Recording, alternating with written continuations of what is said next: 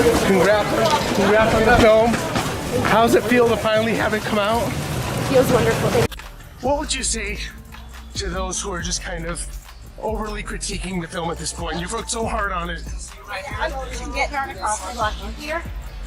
Hold on. All right. Choose. So it's out of LAX. RachelZegler didn't just disappear from Hollywood. She vanished. No interviews, no posts, no public sightings. Zip. And this wasn't just bad timing.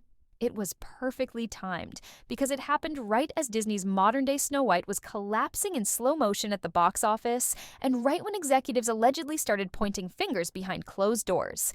And one name kept coming up, RachelZegler. Remember, this was Disney's next billion-dollar bet, a legacy reboot, a crown jewel in their live-action remake strategy. Rachel was the face of it. She hit the red carpet, did the late-night circuit, sat for interviews, she fulfilled the role, until suddenly, she didn't. Just days after the film hit theaters and started flopping, she dropped off the map. No response to backlash, no comment on the reviews, just silence. And that silence, it triggered something even more powerful. Speculation. Rumors started flying. Was she advised to lay low? Was her team scrambling behind the scenes? Did Disney's legal department send her a bill for damages? Could the studio actually be trying to claw back millions? Because here's the thing. Rachel didn't just star in the movie, she helped promote it. And in doing so, she may have unknowingly lit the fuse that led to its public implosion. The most emotional experience that a person can go through to know that what they're working on is something that has reached. It wasn't just a bad opening weekend. This was a catastrophic failure. A marketing disaster, a brand embarrassment, and potentially a multi-million-dollar loss. And the online reaction? Explosive. People didn't just criticize the film, they dragged it. Meme pages, fan accounts, Reddit deep dives. Everyone jumped in. And Rachel, she became the perfect lightning rod. So what really happened behind the scenes? Why did she go dark at the height of the controversy? Was this a PR move, a contract violation, a legal chess match? We're diving deep into all of it. Because what's happening right now is more than a movie gone wrong. It's a masterclass in modern celebrity chaos. And the next chapter might be even messier. Here's where things went from awkward to suspicious. Right after Snow White officially hit theaters and promptly face-planted, RachelZegler pulled what the internet is now calling a Hollywood Houdini. Gone. No interviews, no posts, no apologies, no nothing. And to be clear, this wasn't a case of taking a break. This was full radio silence, right as the storm was starting to hit.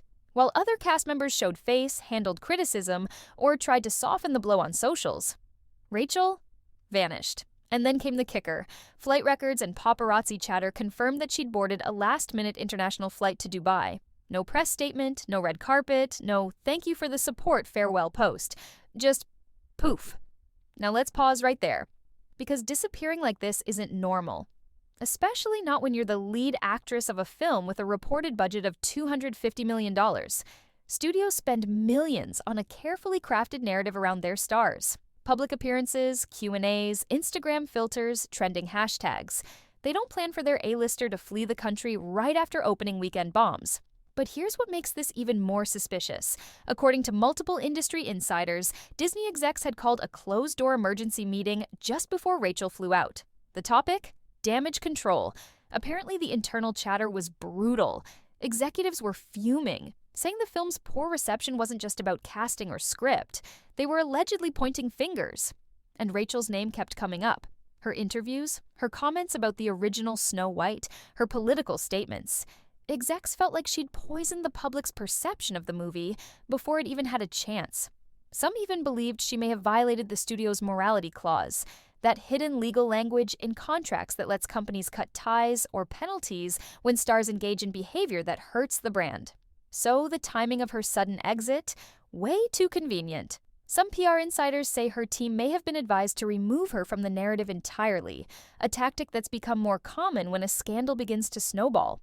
But others suggest this wasn't just damage control, it was legal triage. Because if Disney is considering financial action, and if they think Rachel's public remarks tanked the film's chances, then this disappearing act might not be about optics at all. It might be about avoiding the spotlight, while the lawyers get to work.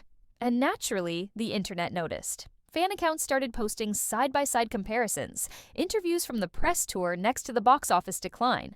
Comment sections turned into theories. Was she hiding something? Was she under NDA? Was Disney silencing her? Nobody had answers, but everyone had questions. And that's what's making this so fascinating. Because we're not just watching a PR disaster, we're watching someone's Hollywood dream unravel in real time.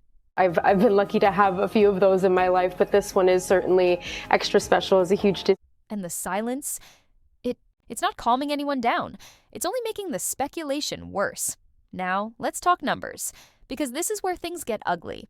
When Disney announced they were reimagining Snow White for a new generation, expectations were sky high. This was one of their most iconic animated classics, an IP so valuable, it's practically sacred. The budget reflected that pressure. Insiders say production costs ballooned past $200 million, and when you factor in marketing, the total spend reportedly neared $270 million. That's nearly $250 million invested into one film. And the return? Disastrous. Just weeks after release, Snow White was struggling to break $80 million worldwide. In industry terms, that's a catastrophic flop, especially for a film carrying the Disney brand backed by years of development and marketed as a flagship release. But here's where the stakes turn legal. Insiders claim that Disney didn't just lose money on this project, they started asking who was responsible. And RachelZegler, she wasn't just the lead actress. She was the face of the rollout. She represented the film in press junkets, promotional appearances, and interviews. She was Snow White, on and off screen. And during that press tour, she made some bold comments, calling the original 1937 classic weird, labeling the prince a stalker, saying the film would be a modern feminist retelling and unlike anything people remembered. Those statements may have seemed innocent or even empowering to some viewers. But to many diehard Disney fans and casual moviegoers alike, they felt insulting. It came off as if Rachel was embarrassed by the legacy of the film she was promoting. That's when the backlash started to snowball. And Disney, they took notice. Because when a film collapses this hard, after this much investment, somebody always gets blamed. And in this case, sources say Disney's legal department began exploring one very specific clause in Rachel's contract, the morality clause. Now, for those unfamiliar, the morality clause is like Hollywood's secret weapon. It allows studios to terminate deals, cancel appearances, withhold payment, or even claw back bonuses if a star's public behavior damages the company's reputation or negatively impacts the commercial performance of a project. And here's the kicker. Insiders claim Disney may be looking to use that clause against her. It's still unclear what kind of financial figure is on the table, but rumor has it that executives discussed holding her liable for damages in the tens of millions.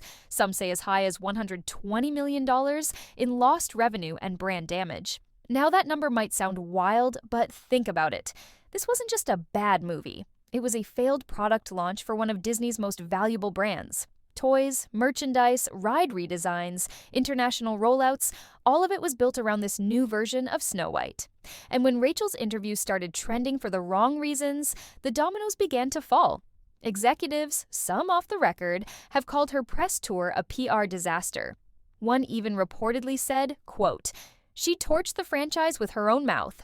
If that's how Disney really feels behind the scenes, then legal action might not just be possible, it might be imminent. And here's the dangerous part for Rachel. She's no longer an A-list name with $1 million safety net. She's a young actress who is still breaking into Hollywood, still building her reputation, which means if Disney does go after her, she may not have the power or the protection to fight back. So where does that leave her? Trapped, cornered, and possibly stuck in a legal nightmare that could haunt her career for years. And the scariest part? We might only be seeing the beginning. Because if Disney starts pushing for restitution, and if lawyers are already quietly negotiating terms behind the scenes, then Rachel's silence isn't just a PR tactic, it's a survival strategy. If there was one moment where everything started to spiral, it was the press tour. Because long before the film ever hit theaters, RachelZegler's interviews were already going viral, and not in a good way. It started subtly, a few quotes here and there about reimagining the story, or how the 1937 original didn't reflect modern values. Nothing shocking, right? Pretty standard reboot stuff. But then she said this: "The original is weird." And then, "The prince is a stalker." And finally, this is a Snow White for the modern woman. She won't be saved by a prince. She won't be dreaming about true love.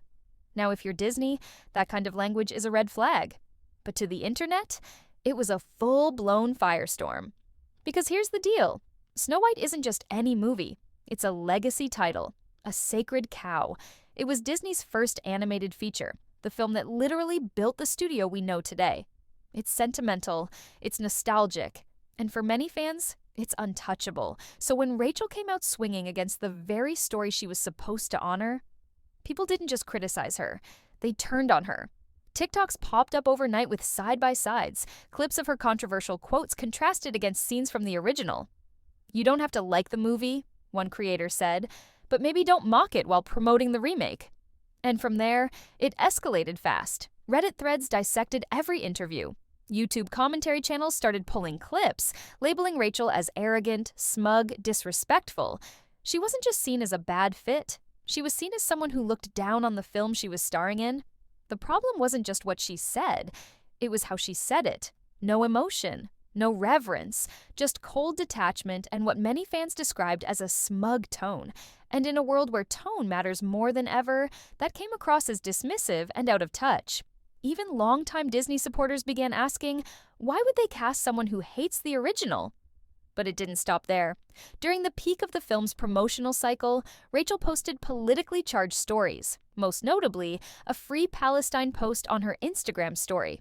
Now, politics and Hollywood have always overlapped, but timing is everything. With Disney trying to hold its fragile box office strategy together, the studio was reportedly blindsided. Executives saw it as yet another distraction during a release already hanging by a thread. And the fan reaction? Even more divided. Some applauded her boldness.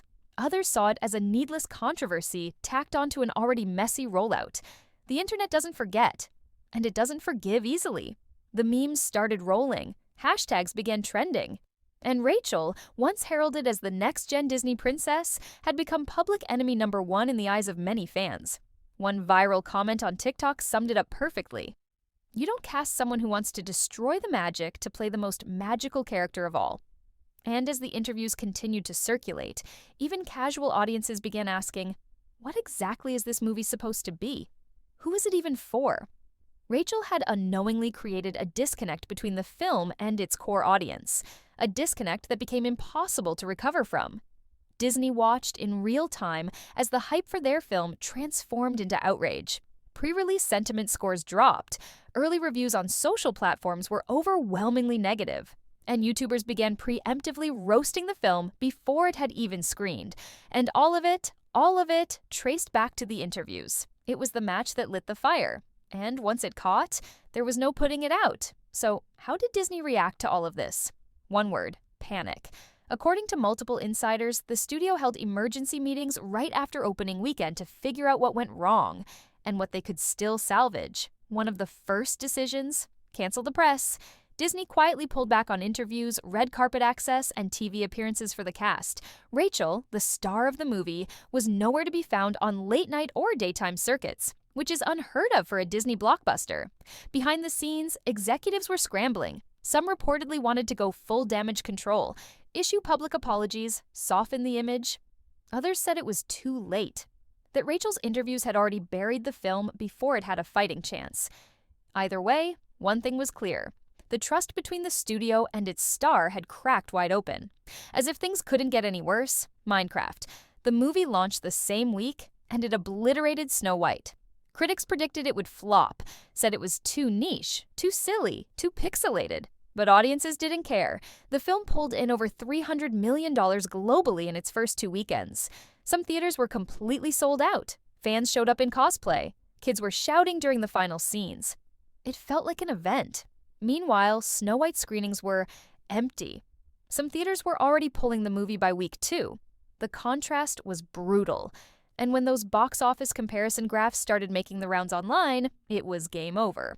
Rachel's film wasn't just underperforming, it was being humiliated. I just mean that it's no longer 1937, and we absolutely wrote a Snow White that is not going to be saved by the prince. She's not going to be saved by the prince, and she's not going to be dreaming about true love. She's dreaming about becoming the leader she knows she can be. Now here's where things get even worse. In a move that felt too little too late, Rachel released a heartfelt apology on social media, but it backfired almost instantly. Fans called it robotic, cold, scripted. It read like something her legal team drafted, not something from a real person. And just when it seemed like the dust might finally settle, a leaked clip surfaced online. In it, Rachel is seen making off-script jokes during a behind-the-scenes interview. Jokes that many found offensive, or at the very least, wildly unprofessional. It went viral within hours. Millions of views, more backlash.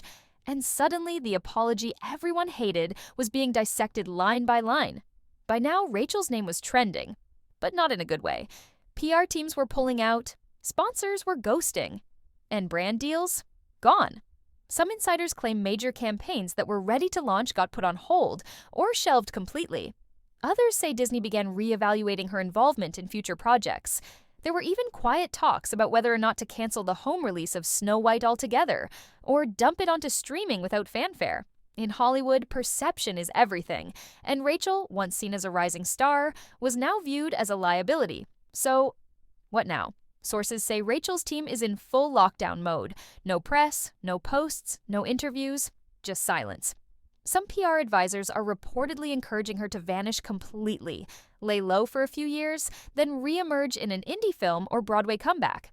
Others are pushing the opposite. Go public, speak out, fight back. But here's the truth. There may not be a clean way out of this. Because for all the noise online, there's also the real risk that Disney moves forward with legal action. If they truly feel Rachel's comments tank the film, that morality clause might come into play. And that $120 million figure could get very real, very fast. In the end, this was supposed to be Disney's big win. A reimagined classic, a modern fairy tale, a fresh face leading a new generation of princesses.